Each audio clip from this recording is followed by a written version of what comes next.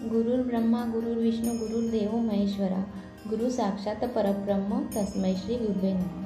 श्री स्वामी समर्थ सगळ्यांना. कसे आहात तुम्ही? तर स्वामी महाराजांच्या प्रगट दिनाची सर्व आतुरतेने वाट पाहत होते. मी पण 2-3 दिवसापासूनच तयारीला लागली होती. तर मी नैवेद्यामध्ये आदल्या दिवशीच करंजी बनवून घेतली.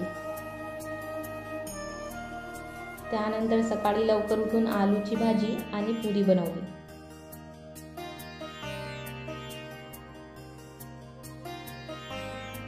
नंतर स्वामी महाराजांची आवडती भजी बनवली. मसाले भात आणि महाराजांची आवडती पुरणपोळी. तर मी सगळं थोडं बनवते, कारण एवढं सगळं नंतर नाही खाल्ल्या जात. पुरणपोळी पण मी छोटीच बनवते, कारण स्वामींना नैवेद्य दाखवल्यानंतर हा प्रसाद आम्हीच घरातले खाऊन घेतो. आपण मनापासून जे पण बनवतो ना, ते महाराजांना आवडतंच.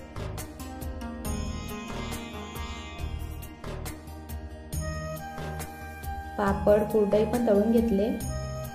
चला तर मग नैवेद्य दाखवूया. हे स्वामी राया बसा भोजनाला, हा पंचपक्वान नैवेद्य केला.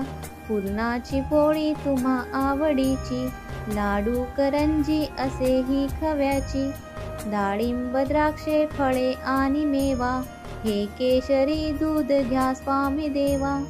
पुढे हात केला या लेकराने, प्रसाद घ्यावा आपुल्या कराने. तांबूल घ्यावा स्वामी समर्था, चरणाची सेवा करू द्यावी आता. अवधूत चिंतन श्री गुरुदेव दत्त श्री स्वामी